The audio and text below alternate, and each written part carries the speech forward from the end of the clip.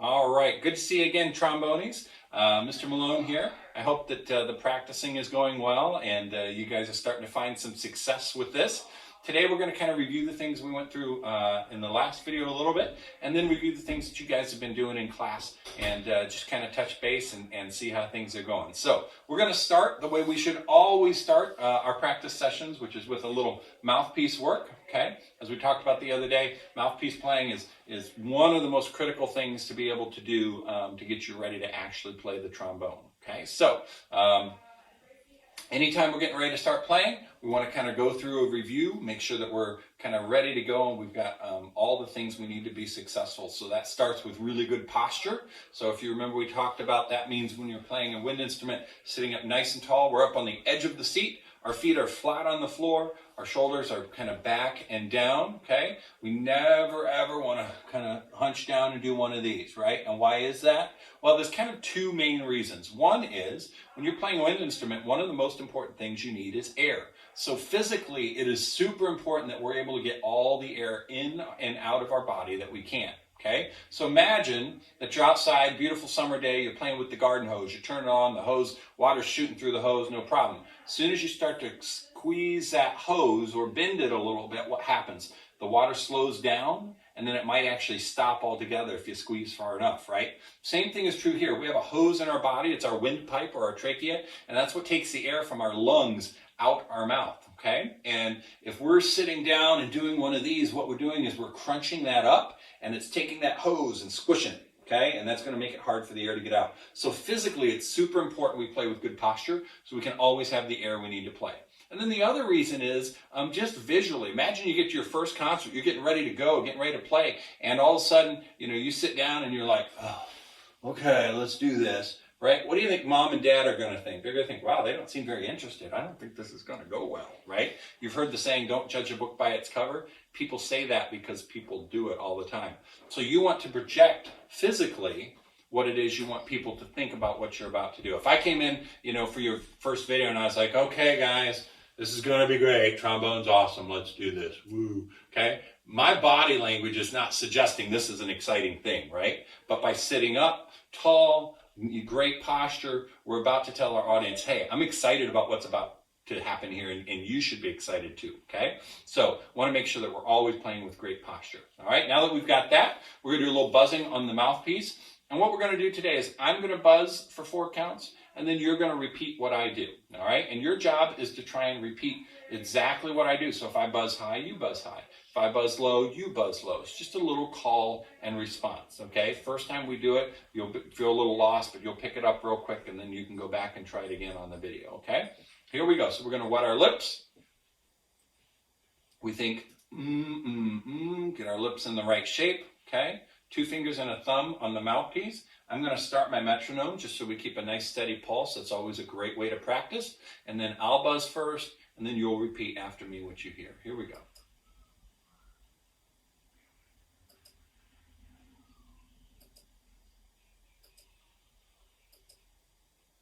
All right. Looks like I've lost my metronome. Hang on a second. Technical difficulties. All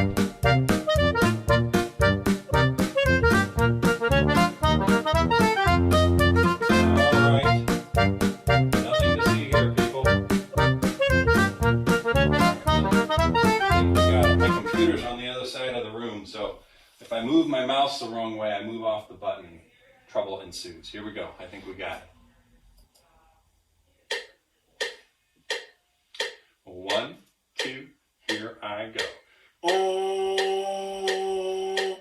you. Oh, oh, oh. Oh, oh. Oh, oh. Oh, oh, oh. Oh, oh, oh.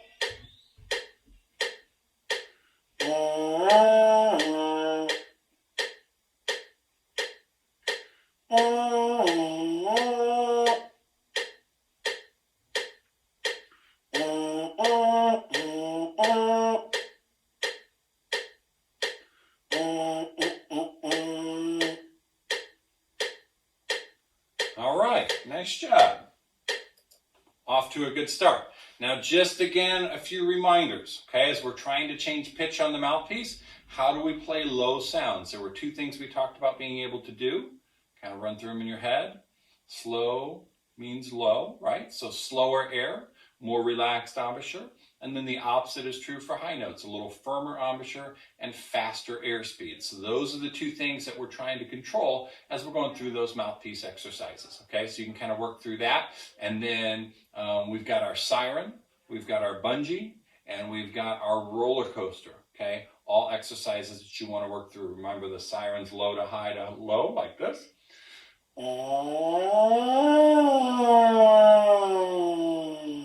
We've got our bungee. We start high off the bridge, jump off and bounce back up.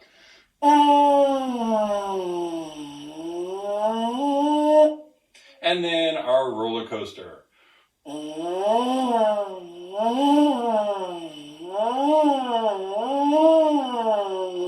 Okay, so always spending, a good 5-10 minutes on your mouthpiece exercises before you actually start putting the instrument together and doing some playing. Okay, nice job. All right, so let's talk about reviewing putting this instrument together. Super important. We start with the slide part. Remember, you've got a taller part and a shorter part. So the taller part is on my left as I put it together. Then I grab the bell and I set that right over top of the left side, the taller part. Okay? Take and screw this in. Remember, I want to try and set it so that the bell and the slide are at roughly a 90-degree angle. You can see that square there. Okay? I've got that tightened. And then I'll take my mouthpiece, put that in the other side, give it just about a quarter turn, and we're good to go. Okay? Again, make sure that our slide lock is locked, this little guy here that spins, so that this slide won't fall off. Don't have to worry about that. And then maybe one of the most important things, at least on trombone, is make sure that we are holding it correctly, because it can feel a little awkward, trombonist. So, quick review. We're going to take our left thumb, and I like to hang that over this bar here in the back.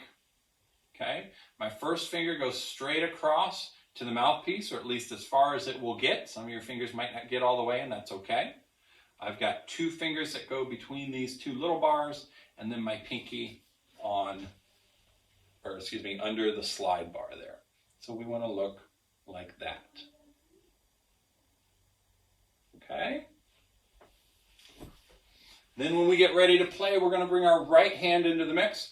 Right hand is just two fingers and a thumb. I'm just holding like this. It's not some big death grip. Again, we never want tension when we're playing an instrument. So as soon as I grab with my right hand, my pinky just hides underneath. I'm going to unlock my slide so I'm ready to play. And here we go. Now we're ready to do some buzzing into the mouthpiece. So let's start with a review of Lesson 1A. Lesson 1A, we did our 5-note scale. Okay? So we're going to do that same thing. We're going to go through our first position, sixth position, fourth position, third position, and then back to first position, just like we did in Lesson 1A. Okay? Here we go. This is Lesson 1A, going through our 5 notes from B flat up to F. And we'll do just like we did before. We'll do 4 counts with a whole note rest in between. Here we go. 1, 2, ready, and go. Switch to C, 6th position, go.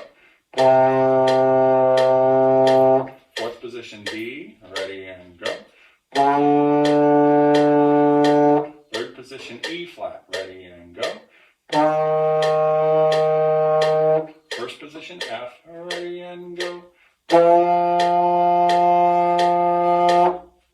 Okay, so those are your first 5 notes that we've been working on. Just to review our positions here a little bit, we got our first position for B flat and F.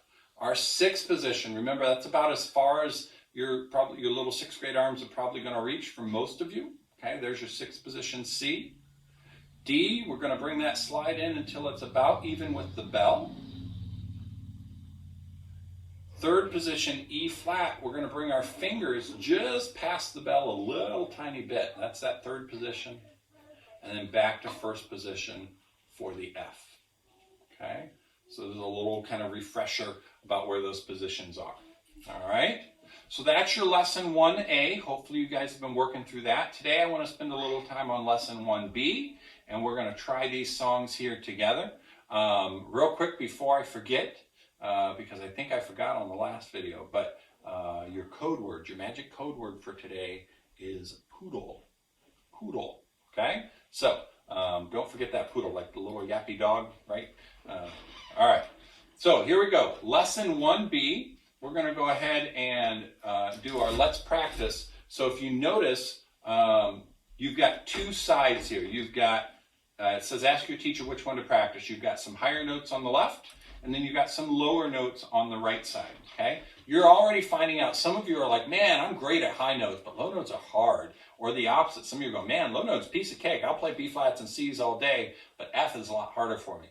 That's totally normal. Some people are more naturally one or the other. So that's fine. You'll keep working on that, and then we'll keep working to be able to get good at whatever it is we're struggling with, okay? So I encourage you to play both of these. Just know that one of them is probably going to be easier for you than the other, all right? So I know you've been doing this one already in class, but let's go ahead and try it together. We're going to start lesson 1B, starting in the upper left on the Fs, okay? Here we go. And we'll do all three lines. First position, 1, 2, ready, go. Next line, E flat. Back to first. Okay, so there is the left side of lesson 1B. Let's go ahead and try the right side now. Okay, starting on my low B flat, and then we have a quick change to C. First position to sixth position. Here we go. Make sure we're sitting up nice and tall. Do a quick hand position check. Is everything where it needs to be? First finger straight across, fingers curled in, right hand, thumb, and two fingers. Here we go, starting on our low B flat. This is the right side of the top of 1B. Here we go. 1, 2, ready, go. Next line. Ready, go. Okay, and that was the right side of lesson 1B. So as you're practicing these, you might find that you need to slow them down a little bit. My metronome's set at 86. Maybe you need to set yours at 72 or 60 or whatever. That's fine. You might find you need to practice little chunks at a time and then put it together. That's totally great too. Lots of different ways to do this. All right, and then I want to jump down to hot cross buns. Take a look at this one.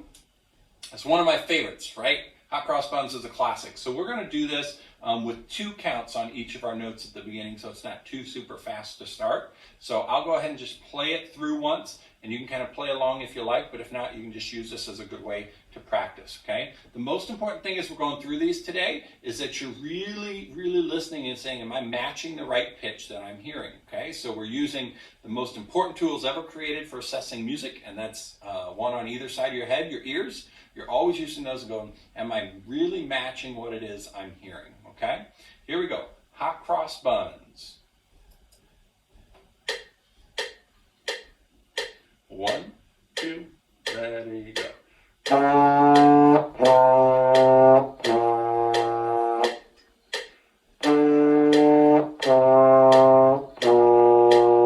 4 B flats.